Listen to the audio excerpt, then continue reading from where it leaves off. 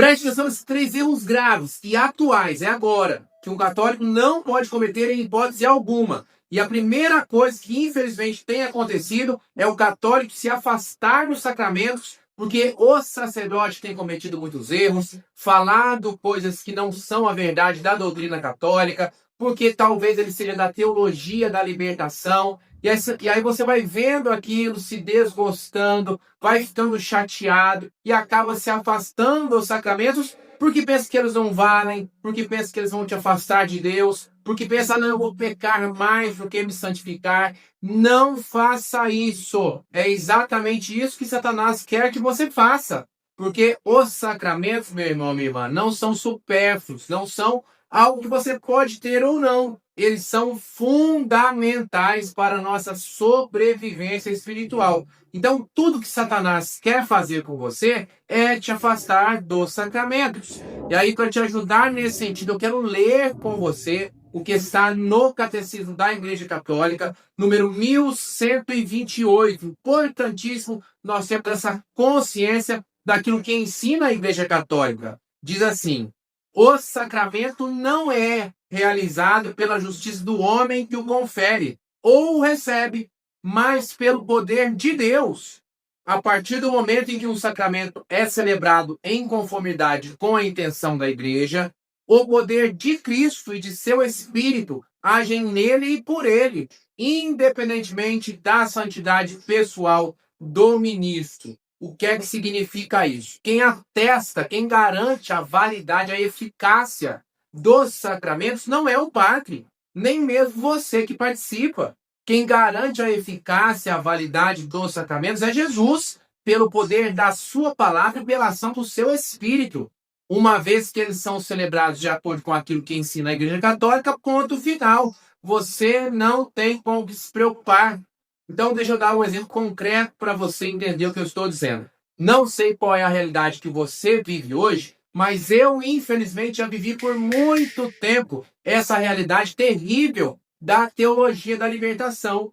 Não sei nem se você já ouviu falar, se você conhece essa praga, essa semente diabólica dentro da Igreja Católica chamada teologia da libertação. Mas a teologia da libertação é um esvaziamento total da fé católica de uma forma muito perspicaz, de uma forma muito disfarçada, muito gradativa, muito assim, sabe? É difícil de uma pessoa que não está atenta perceber a ação diabólica da teologia da libertação, porque ela se disfarça inclusive por trás de um falso amor pelos pobres, pelos necessitados, pelos coitados. Só que aí esvazia toda a fé em vista do materialismo.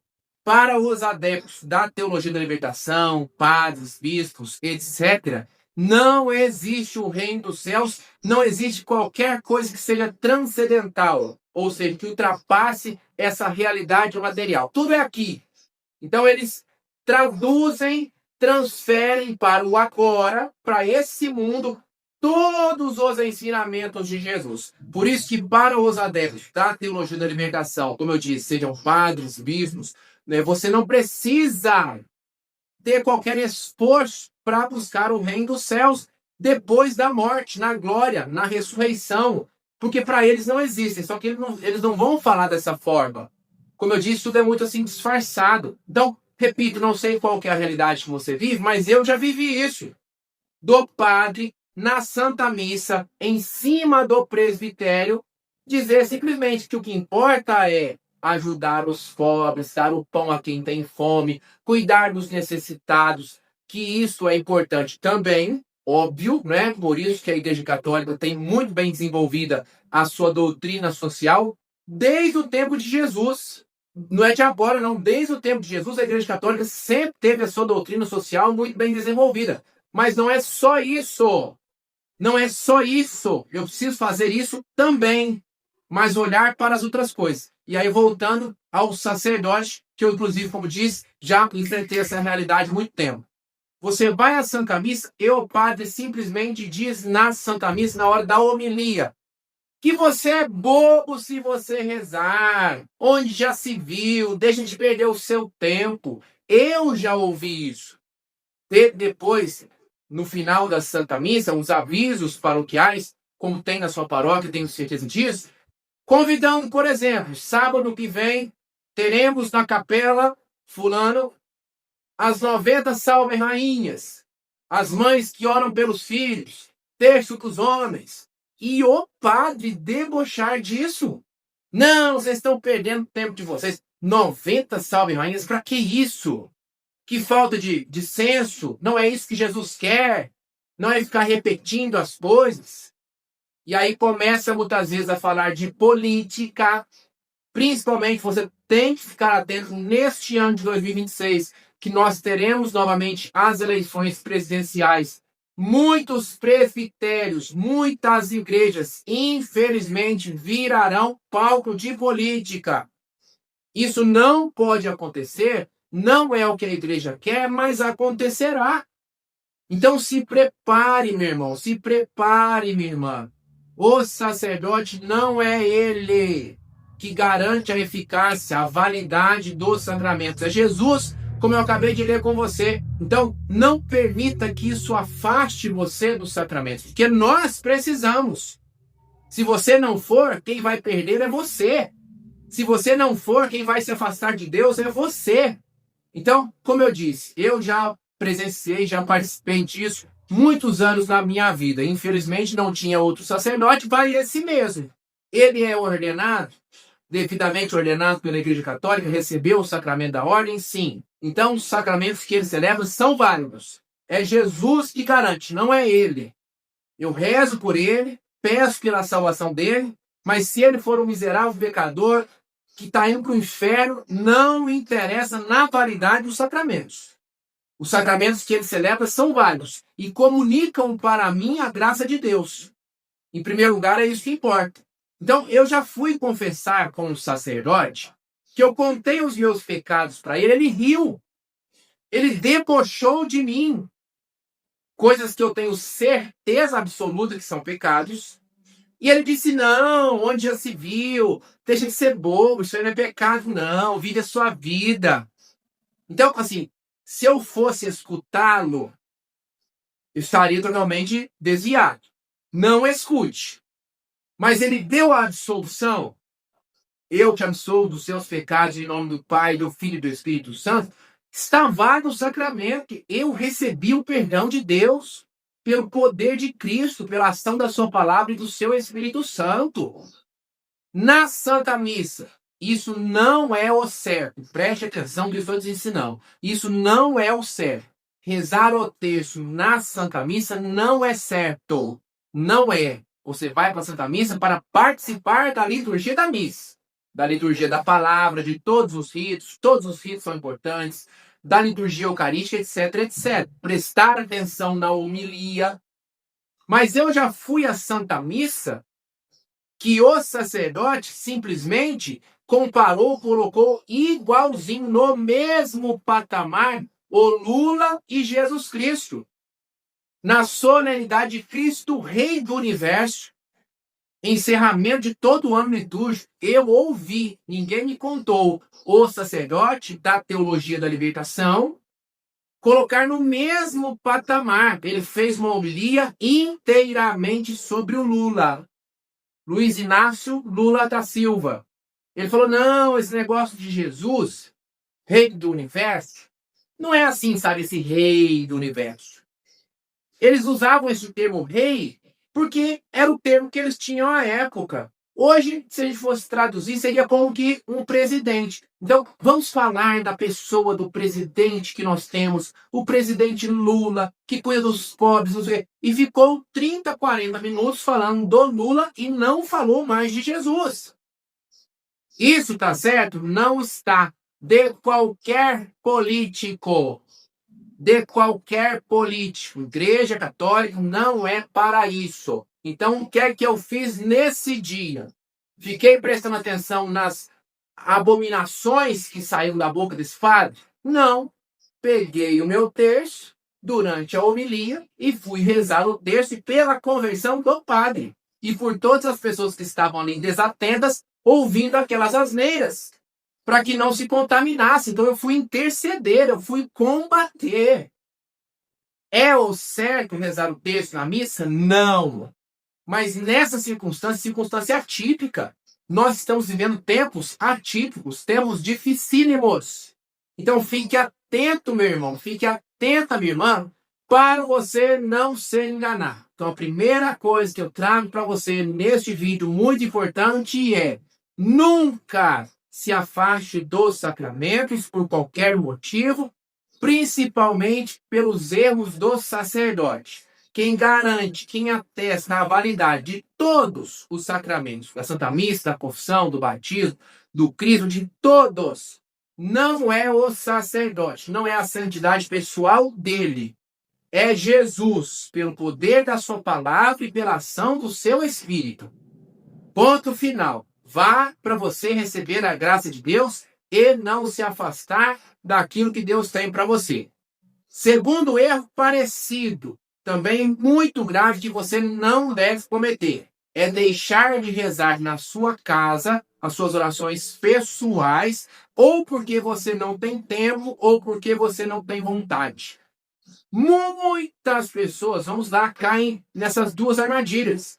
Primeiro, pela rotina acelerada.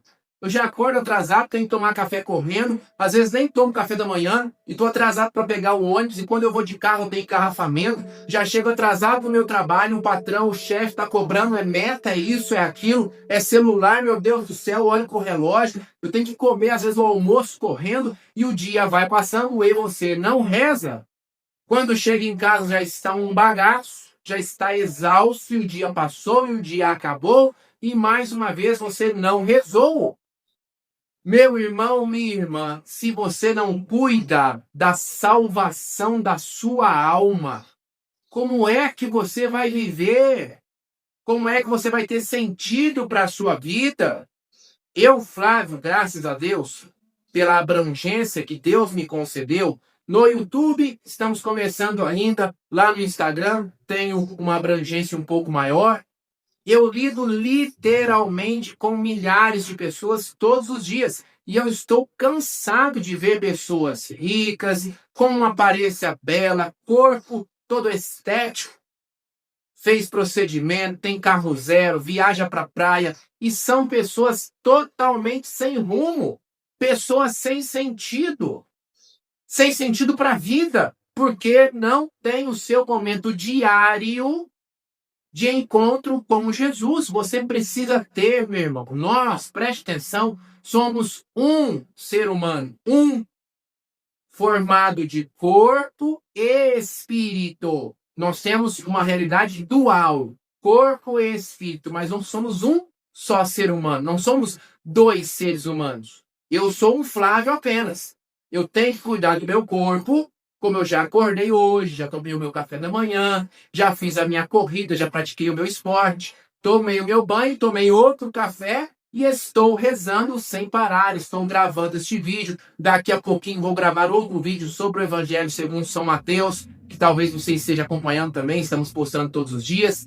Eu preciso cuidar dessas duas esferas para eu ter sentido na vida e para eu ir para o céu. Da mesma forma que o alimento é para o corpo, a oração é para o espírito. Se você não alimenta o seu espírito, você ficará cada vez mais fraco, cada vez mais debilitado e morrerá. Então não deixe que a rotina te afaste de Deus, não deixe que qualquer compromisso te afaste de Deus. E a segunda coisa, nessa mesma área da oração pessoal, é não rezar porque não sente vontade. Ah, não, hoje eu não estou bem. Ah, hoje eu estou tão cansado. Ah, hoje eu estou desanimado. Nossa, estou tão triste. Não, hoje eu não consigo nem rezar. Quantas pessoas me falam isso e às vezes não prestam atenção no absurdo que estão sendo. Porque, vamos lá, se hoje eu não vou rezar porque eu não estou bem, é a mesma coisa de eu dizer, eu estou com uma dor de cabeça tremenda, mas agora eu não vou tomar um remédio analgésico, não.